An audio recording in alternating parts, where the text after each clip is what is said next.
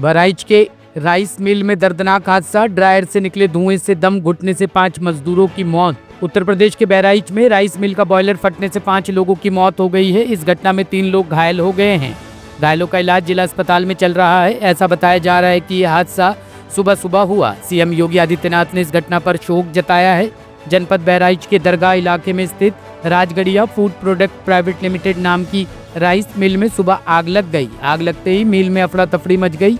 आग को बुझाने पहुंचे 8 श्रमिक जहरीले धुएं की चपेट में आ गए, जिससे 5 श्रमिकों की दम घुटने से मौत हो गई। बहराइच में एक राजगढ़िया वहाँ पे मजदूर काम कर रहे थे, तो धान सफाई का कार्य चल रहा था, तो उसमें धान के मॉइस्चराइजर को ख़त्म करने के लिए जो मशीन चल रही थी, उसके कारण जो स्मोक निकला, उसके कारण जो है 5 मजदूरों की डेथ हुई। इसमें 8 लोग हमारे पास आए, जिसमें 5 ब्रॉड डेड से और 3 घायलों का इलाज चल रहा है। अभी 3 घायल तो सही अवस्था में है, उनका इलाज चल रहा है। दरगाह क्षेत्र में राजगढ़िया चावल मिल है, जहां के ड्रायर में सुबह काफ़ी धुआं हुआ और उसमें ड्रायर में जो मजदूर प्रवेश किए वो बेहोश होकर के वहां गिर पड़े थे और उनको ला करके अस्पताल सबको भर्ती कराया गया, जिसमें से 5 लोग की डेथ हो गई है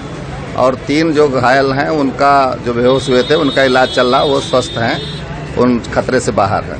सर, क्या कुछ जानकारी मिल रही है इसके अंदर फायर सेफ्टी इक्विपमेंट की भी कोई कमियां? फायर, क्योंकि जो मजदूर अंदर गए उनके पास किसी भी प्रकार के इक्विपमेंट नहीं थे जब वो अंदर गए। फायर सर्विस के लोग जांच कर रहे हैं, वो अंदर गए तो उनसे अभी रिपोर्ट ली जाएगी और अभी वो अपना टेक्निकल रिपोर्ट्स प्रदान करेंगे और अभी तत्काल फौरी तौर पर रेस्क्यू कर दिया गया है और जो लोग घायल थे उनको इलाज चल रहा है, वो सेफ है। तो सर, इस घटना में जो दोषी होगा क्या उनके खिलाफ भी कोई कार्रवाई करेगी ग्रीन प्रशासन के खिलाफ? तो वो इसमें जो हमारे फायर सर्विस हैं वो लोग अभी रिपोर्ट्स देंगे और हम लोग जो भी विधिक कार्रवाई है वो करेंगे।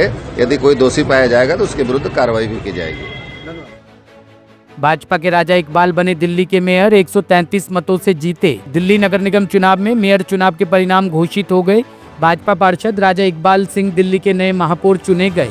उन्होंने कांग्रेस के मनदीप सिंह को 125 वोट से हराया। चुनाव में 142 सदस्यों ने हिस्सा लिया, जिसमें से 1 वोट अवैध पाया गया। कांग्रेस को अपने पार्षदों की संख्या के अनुसार 8 वोट प्राप्त हुए। वहीं राजा इकबाल सिंह को 133 वोट मिले हैं।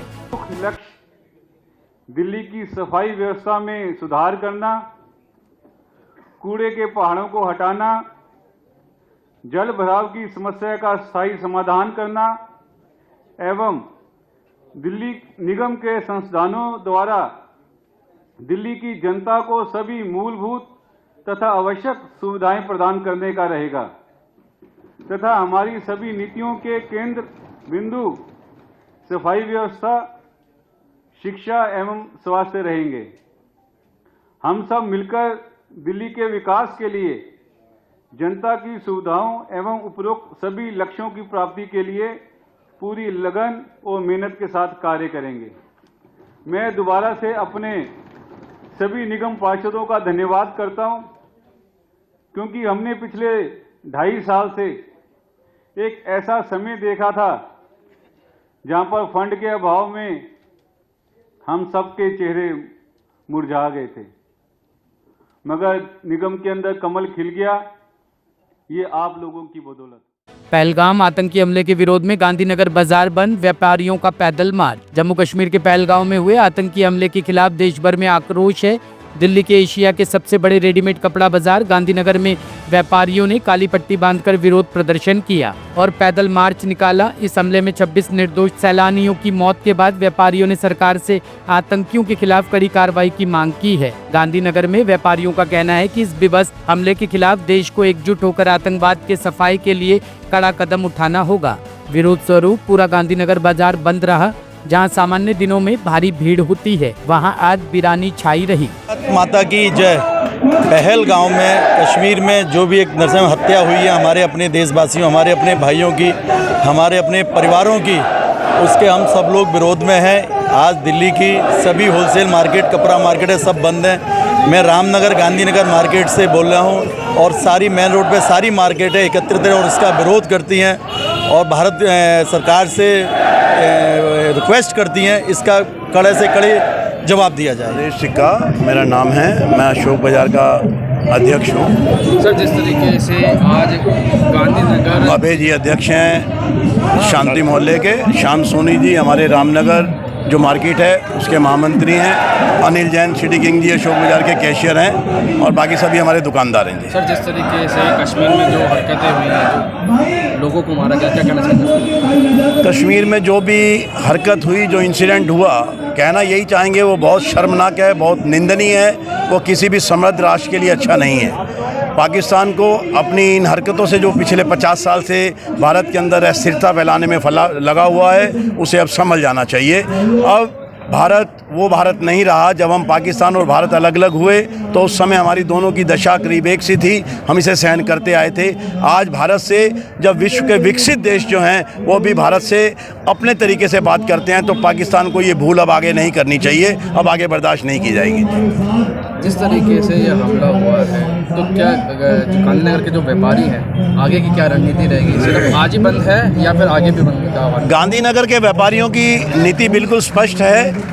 गांधीनगर का ही व्यापारी नहीं, देश का पूरा व्यापारी हमेशा अपनी सरकार के साथ कंधे से कंधा मिला के खड़ा रहा है। जब भी देश पे कोई भी विपत्ति आई है, व्यापारियों ने आर्थिक तरीके से, श्रमिक तरीके से, हर तरीके से सरकार का साथ दिया है।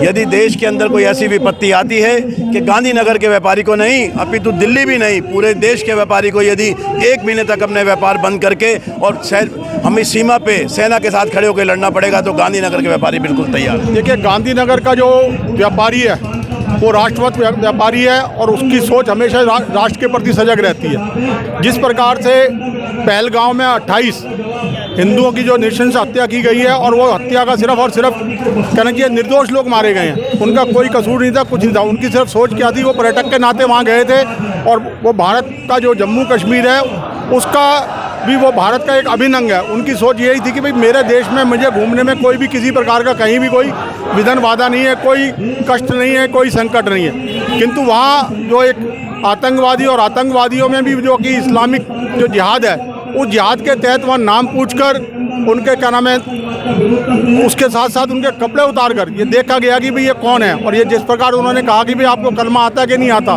तो ये बताता है कि वो सिर्फ और सिर्फ जो है भारत का जो है किस प्रकार से भारत को डिस्टर्ब करना चाहते हैं और यहाँ का जो क्षेत्र का जो नागरिक है उसमें ये भय पैदा करना चाहते हैं, ताकि वो जम्मू कश्मीर जो मोदी जी के आने के बाद व्यवस्थित होने लगा है, पर्यटक का वहाँ मतलब बढ़ने लगे हैं, तो और वहाँ की अर्थव्यवस्था भी मजबूत होने लगी है।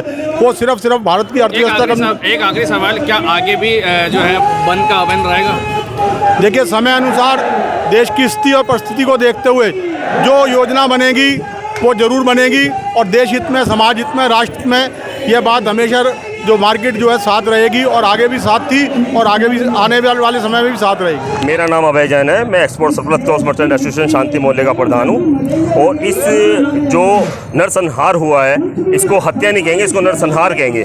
जो पाकिस्तान की सोची समझी साजिश है, जो आतंकवादियों को उन्होंने भेजा है, ये जो नरसंहार हुआ है इसके लिए पूरा देश एकजुट है। इसमें व्यापारी वर्ग तो साथ ही है, पूरा देश का बच्चे से लेकर बड़े तक सब मोदी जी के साथ है और सबको मोदी जी और अमित शाह पर गर्व है और उन पर पूरा विश्वास है कि वो इसका कड़े से कड़े निर्णय लेंगे और कड़े से कड़ा इसका बदला लिया जाएगा। किसी भी आतंकवादी को किसी भी तरीके से छोड़ा नहीं जाएगा। इसके लिए पूरा देश उनके साथ है, कंधे से कंधा मिला के साथ है और जो भी साजिश में लिप्त है या जिसने भी हरकत करी है उसको ऐसी दंड दिया जाएगा कि जिससे पूरे विश्व के अंदर कोई भी आतंकवाद करते हुए सोचे, क्योंकि ये खाली हिंदुस्तान की समस्या नहीं है, पूरे वर्ल्ड की समस्या है। पूरा वर्ल्ड इस टाइम हमारे साथ है, हिंदुस्तान के साथ है, क्योंकि हिंदुस्तान ना तो किसी को आंख दिखाता है और ना ही किसी की आंख देखता है। तो मोदी जी इसका कड़े से कड़े निर्णय लेंगे और इसके लिए पूरा देश उनके साथ है, हम सब व्यापारी वर्ग उनके साथ है।